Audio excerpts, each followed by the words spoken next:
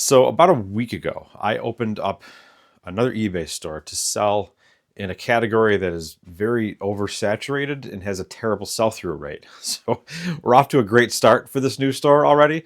And that category is ephemera. Now, ephemera is, well, I don't know the full definition off the top of my head, but it's basically an object, an item that's meant to be used temporarily and then typically discarded. So this case, it's going to be paper, invoices. So these are invoices, paperwork, letters, correspondences, all sorts of things from an old coal company that's no longer in business. I'm going to be using an AI listing software to do these because if you list them one by one, it's going to take me to the end of time because there's tens of thousands of these things here. And this is kind of what we're looking at here. Really cool graphics, massive letterheads on these with just, a lot of effort put into the way these things looked. Lots of them are from some very interesting companies, some breweries, and we'll get into how I'm scanning these, what I'm scanning them with, the listing, kind of like we'll get over the listing process and a few other things, but I'm using the stuff that I have on hand now. So there's going to be a lot of efficiencies that need to be figured out, mainly with, with scanning and with inventorying them, because when you get into the thousands of items, well, you don't really want to misplace things, and you don't want to have to redo your inventory. So let's go over some of the things here. I'll scan a bunch of invoices, and I'll show you why this process of scanning them needs to be improved. Okay, so I apologize for this squeaky chair stool that I'm sitting on here, but basically what I'm doing is I have an Epson photo scanner here, Epson Perfection V600, and I've had this for quite some time. It's not the quickest thing in the world to scan this stuff, but it gets the job done, and it produces a very high quality scan. So down the road, I most likely will get into like a document scanner, and that's basically like a copy stand, what they used to call them back in the day. So it's a flat piece with a camera on the top facing down. And what you'll do is you'll put your product this way. This time it's going to be paper, and you'd have it tethered to your computer. So you'd hit like space or whatever, take the picture, send it on its way. Space, send it on its way. And you can burn through a lot of stuff really quick. I had a copy stand years ago with an old Nikon D810 hanging from it, tethered to Lightroom. So I basically would have my settings dialed in, and from there, I got something here. If I scan this yet or not. So from there, it would basically, I'd have a picture, the camera would go off, and I'd send it aside and go. I don't have any of that anymore because I hadn't been selling anything that required that. But now that I'm getting into this ephemera category here, basically, I'm going to need something like that to get it done. So let's hope this picks this up. So this is from February 21st, 1902, and it's from a barrel cooperage. So cooperage makes barrels. And in this case, so what I found is a lot of these companies, a lot of them don't exist anymore. But the ones that do exist, this is such an early time period. I'm hoping this comes out. This is signed by Armstrong, the S. Armstrong Company, and it's signed by Armstrong. So every sheet of paper that I get goes in here, gets scanned, and while it's doing its thing, it's not counting down the seconds here. This is not the most efficient thing in the world. Actually, it's not doing anything right now because I don't have the app open. So let's open the app. Okay, so we're back in business here. So I've got something in the scanner right now, and we're going to scan it, move on to the next one. So you can see it's already taking its sweet time loading up. There it goes. And eventually we'll be done. So then I'll take the document out, set it aside, start again. This one is HG Rush. I hope this is focusing here. And down on the bottom, it's signed HG Rush. So another cooperage signed by most likely the founder. The company that this came from, all this stuff here came from, is it was a coal company. And certain businesses that use coal that I found in here, these sheets of paper, some of them can be can be very valuable.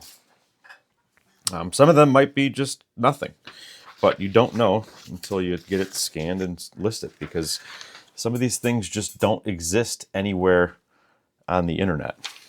This one is the Mosley and Motley Milling Company. And a lot of times you're going to find stuff, if you do get into this sort of thing, a lot of things are signed by the treasurers and whatnot. Treasurers, secretaries, some presidents, some vice presidents.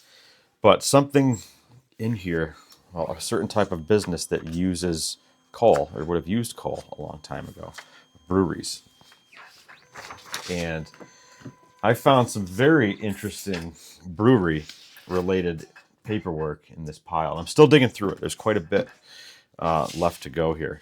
But I'll show you for example here. This is from the Lone Star Brewing, and look at the letterhead on that. That is absolutely incredible looking. And that's not the only cool one that's in here. So a lot of these breweries, this was early 1900s. So we're before Prohibition. And a lot of these breweries did not make it. And there are collectors for those brewery items. There's a lot of collectors for those brewery items. One of them locally here, I've got quite a few sheets from this one brewery, is the Oneida Brewing Company here. Boy, the lighting's not the best. Hopefully this comes out on the camera. I don't have to re-record all of this stuff. But I've got quite a few things from the Oneida Brewing Company. Lots of other local breweries. So here's one, D.F. Mannion, all kinds of cooperage. And it is signed by D.F. Mannion. Very cool. This is 120 years ago that this person would have signed it, and that's sitting here on my desk, which is crazy to me. So, like I said, with these old breweries, a lot of them just don't exist anymore. They didn't make it past Prohibition. And one of them, I'm pretty sure, is Thomas Ryan's Consumers Brewing Company out of Syracuse. Is this Syracuse, New York? Yeah, Syracuse, New York. So this is Thomas Ryan's Consumers Brewing Company, 1901. It says, I was away when your draft was presented, so now I send you a check for $20 to balance account. $20 in 1901. And this one, a little difficult, I might have to take it out here, but I don't know if this doesn't show up. This is signed by Thomas Ryan himself. And, if I had to guess, there's none of these, if any at all, in existence in the world today. And if you collect old brewery stuff, well, that's something you're probably going to want. And I collect some things based on, this area that I live in. There were a lot of breweries back in the day in this area. Some still exist, but if it's cool enough, I'm going to keep it. Frame it, hang it up because it looks cool. I'm not even really a beer drinker at all. I got the neons here, but I've probably had less than 6 Coors Lights and Budweisers in my lifetime. So, as you can see, this isn't very efficient. So, like I mentioned before, I want to get into maybe a document camera once this store starts making some money. It's only a week old. It actually has made enough to pay for the software and pay for the shipping materials. So when I'm shipping this stuff in, but I'm hoping this chair doesn't sound too bad. These are like stay flats. So everything gets shipped in one of these with a 22 point, like a chipboard. And then, like the letter I just showed you, it'll get put in a bag, sealed, and then placed in that stay flat mailer. They're not, oh boy, there we go. They're not the cheapest things in the world. If you're buying a small amount, they can get less expensive once you start really selling them, or once you start buying them in quantity. But I only picked up, I think, 200 to start. Stack of the chipboard, and then the bags, which I'll link them all below. I think I got the poly bags, the sealed bags there. They came from Amazon, and the other two came from eBay. I try to buy as much of this stuff as I can from eBay, if the price is right. Here, this is T. Briggs and Company. This one's signed by the treasurer. It's still pretty cool. Really neat little letterhead there. Now, so I'm using, I'm sure, unless you've been living under a rock, if you follow anybody that sells, any eBay YouTuber, all they talk about is List Easier. And I started using List Easier just briefly for some action figures, and I didn't love it at first, so I stopped. But with something like this ephemera, it's been great so far. Here's another Dobler Brewing Company, 1915, from Albany. So what I basically do, and I'll do this, I don't do this here all the time. I'll be upstairs listing this stuff. So, if we're watching TV, my wife and I on the couch, I'll pretty much just kind of set this up on the table. I'll scan 50 to 100 items, and then I'll separate them and list them. So, I'll separate them beforehand. So right now I'm doing 1900 to, what am I doing? 1900 to 1919, I think I'm doing. And then there's another category, 1920 to 1939. So I'll separate everything, because that's how the listing software works. It's a lot easier if you're listing bulk, say you're doing 50, 60, 70, 100 items or something. You want them all into the one category. And the other easy thing about this is I know exactly the size and the weight of every individual sheet of paper. So I set my size, my weight, the price I want to start at for every single one of them, or the price I want for all of them. And once all the photos are uploaded, I send them all to List Easier, and it'll generate listings for me. And then I'll go through and review them, adjust prices if necessary, and then list. And the longest part here is just scanning them. So this is the first thing that's going to, second thing. First thing's going to have to be inventory. The second thing's going to have to be speeding up the process. The first thing that's going to need to get done is inventory. So let's see, what is this? This is Office of Fish and Hullet, fruit packages, crate, and baskets of all kinds. November 1st, 1900 and something. It's not dated. But so for inventorying, I am setting these up afterwards alphabetically by the category that they're in. So the 1900 to 1919, I have a separate category, and I will set them up alphabetically within that category. But now that, this is barely scratching the surface of what I've got, and if I get into tens of thousands of these, which is going to be the case, I have to change inventory. So any inventory ideas you guys have, post them in the comments. My thought was to basically set up in the categories 1900 to 1919, still alphabetically, but doing separate folders, A, B, C, D, and maybe try something like that. Because I don't want to get too deep into the woods here and all of a sudden have to change out thousands of listings. There's another cool company here. This is the Lapham Company, manufacturers and exporters, cooperage stock, slack tight. I have no idea what that means. There's a lot of terms here that I've just never heard of. The way people talk back then is awesome. This one is J.C. Pennyoyer. Pennyoyer, is this J.C. Penney? I have no idea. But like I said, what you need to, I don't know, maybe you guys can tell me about that one. I haven't looked it up yet. But if you get into something like this and you're going through all these sheets of paper, you almost want to set aside the ones that say, you want to look at the signatures, because if it's a, historically prominent figure, the signature, the signed paper can be worth a lot more than this paper if it weren't signed. One, for example, I know I just showed you the brewery stuff. I had a sheet of paper that just sold, and it was signed by Wrigley, and there was a thing at the top that said Spearmint, and I'm like, wait, is this Wrigley, like Wrigley's gum? And it wasn't, but I happened to look up Wrigley's, signature, and it was going for quite a bit of money. This was actually the Wrigley Pharmaceutical Company, so it didn't bring, you know, the hundreds or the thousands that I was hoping for, but for what I've got into these, it's sold. It cost me next to nothing.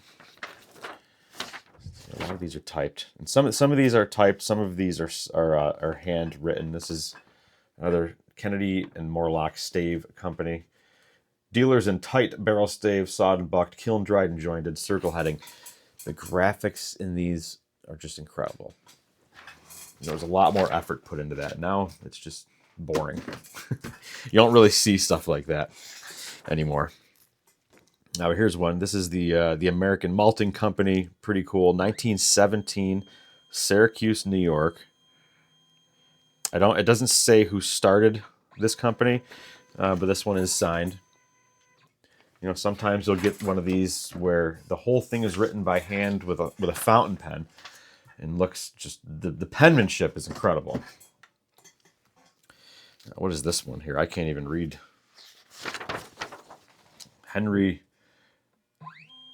The Henry Rape, W-R-A-P-E. Is that the guy's name? Well, I couldn't tell you.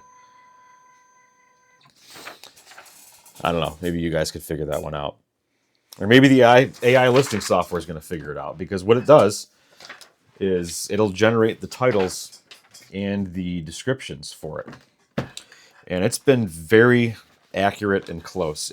A lot of times if it's signed, I'll write signed in the description on those.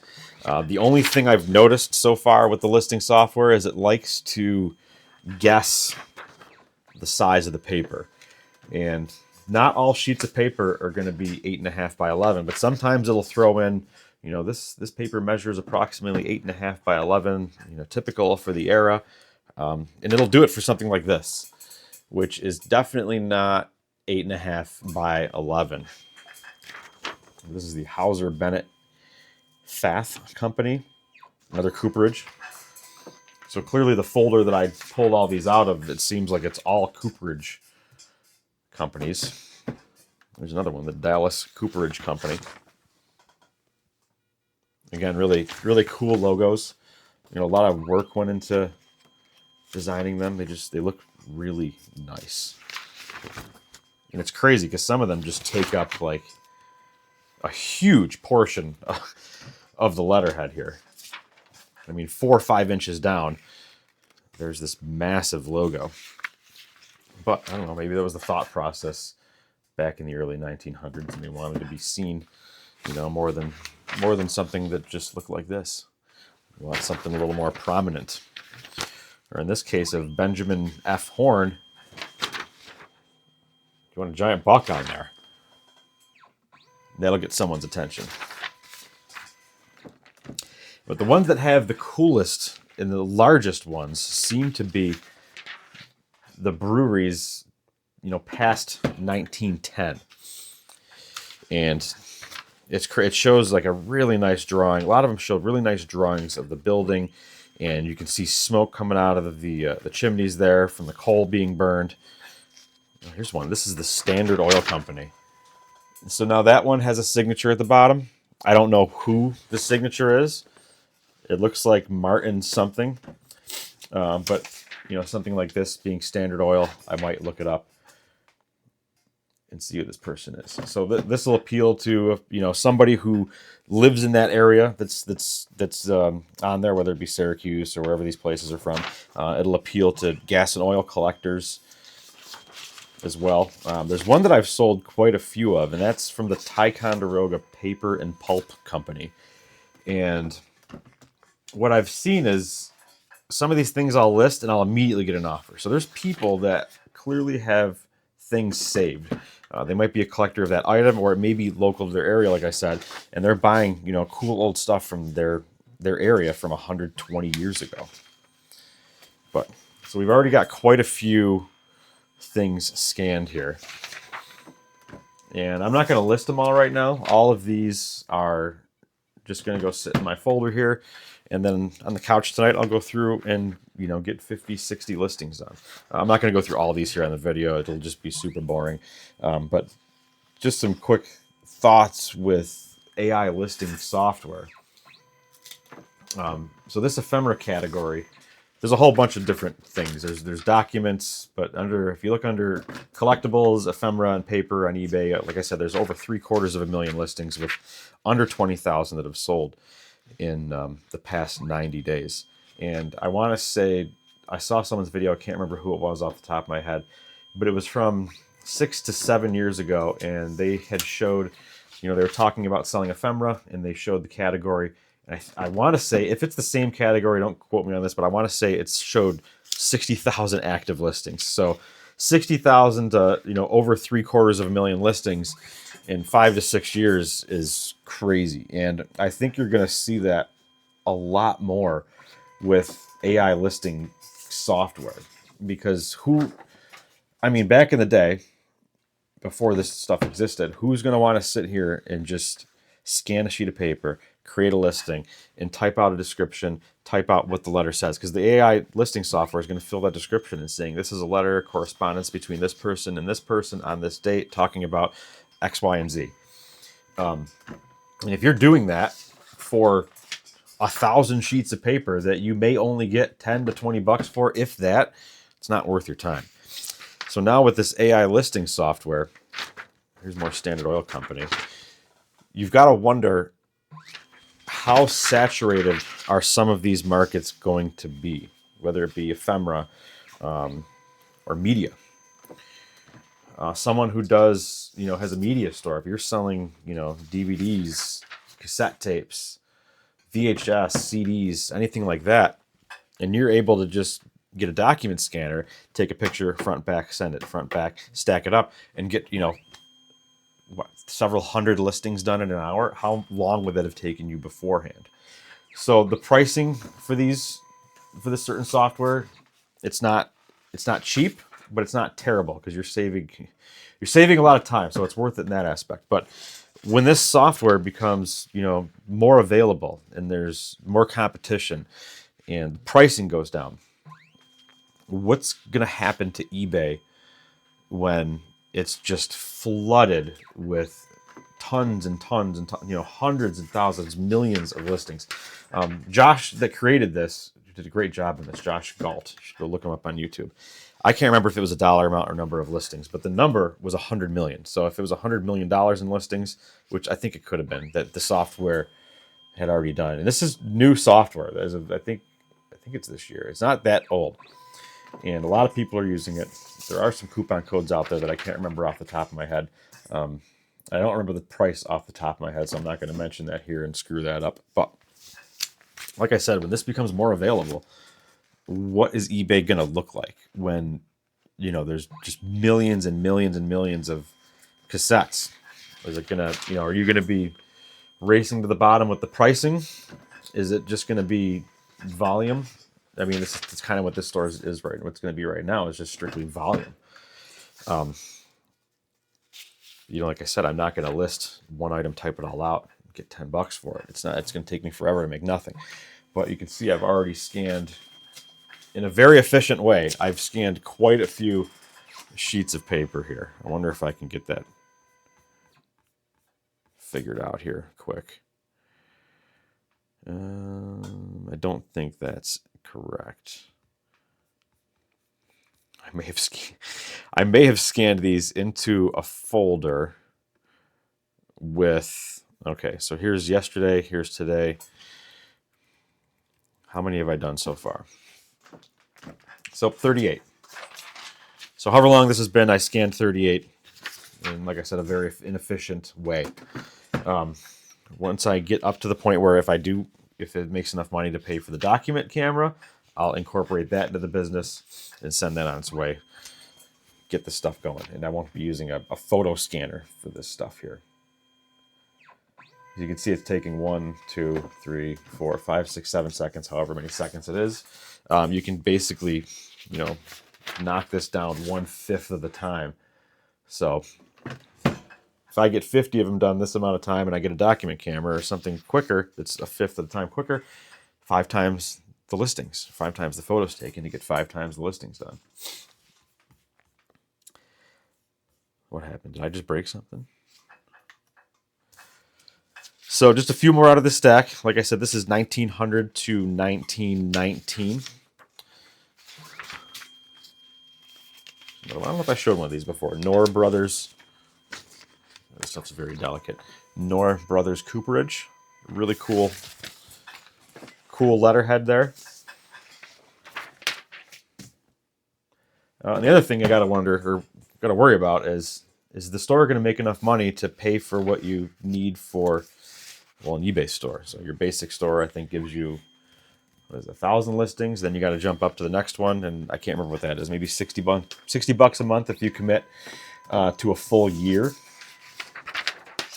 So you've got to be making enough money to cover the $60 a month and the listing software as well.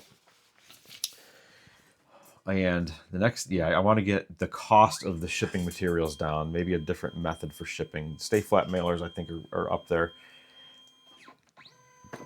I want to say they could even be like 48 cents a piece if you're buying them in batches of 100. So, if you're spending 50, 60, 70 cents a piece on the shipping, I don't charge a handling fee, but what I do is there's the eBay. You can offer a discount on your shipping. And I offer a slight discount on the shipping to the buyer. I don't give them the full discounted rate because eBay takes fees on the shipping. And I don't want to just keep paying fees on fees here, it seems like. So I offer them a slight discount on shipping, and the extra money I make on shipping right now is covering the cost of those and part of the fees, which is great. Just want to get that number dialed in as much as I can. Here. So I set aside a few of these, like the Oneida Brewing Company that I showed you guys. There's a lot of Oneida Brewing Company. And in certain cases, if there's none of these that exist out there, I'm not going to list them all. What I'll do is I'll list one and kind of gauge what it sells for, because the worst mistake you can do is get something that's worth, a $50 or $100 sheet of paper, and you list it at $10, $15, it sells right away. Or you get 20 of them listed and they all sell. You don't want to do that right away, especially when it comes to something like breweries and stuff like that. So this is Reed and Prime Manufacturing. That is really, really cool looking. There's more coal companies in here. F.E. Powers and Company, C.C. Bowman Coal. Not really the most exciting letterheads. Here's the Scorch and Company, manufacturers of paper bags. See, this one's got the building with the smoke coming out of the chimney. Looks really cool. Another one, the Sherman Envelope Company. They all have, the ones that have their buildings on them, all have smoke coming out of the chimney, which I think looks really cool. Except for the banks. Here's the Second National Bank, February 15th, 1919. Capital, $65,000. Wonder who this is signed by. It doesn't look like this one is signed by any presidents of the bank. Let's get this situated here. Really cool looking piece right there. Here's one, the Skeel Coal Company, December 14th, 1915. What's this one got? This one has a really cool logo of a train car with some coal on it. And what else do we have here?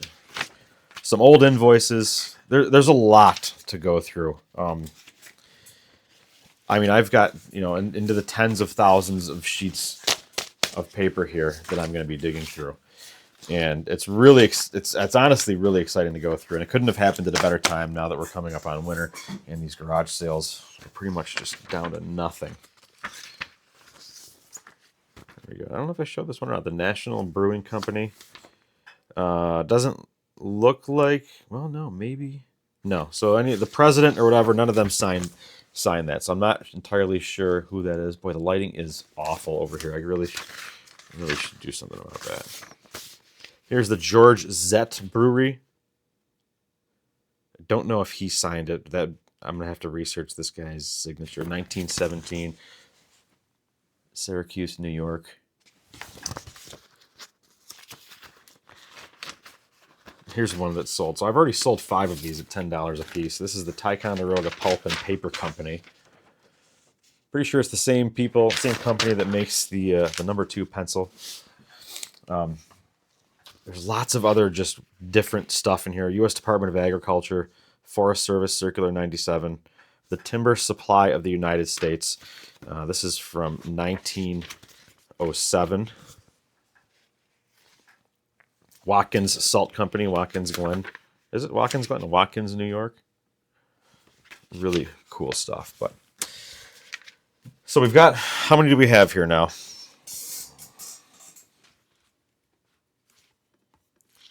And then we'll cut this video off because I'm sure it's really exciting watching me scan random sheets of paper. So 44. I scanned 44 sheets of paper. That's 44 listings done. And what do I got here? 26 minutes.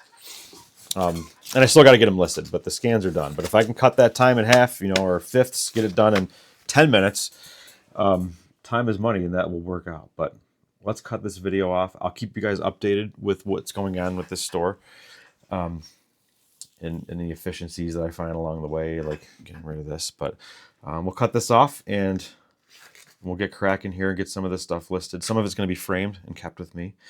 But thank you all for watching, and make sure you subscribe. We'll take a look at some more of this stuff as I come across it, and it's going to be it. Thanks for watching.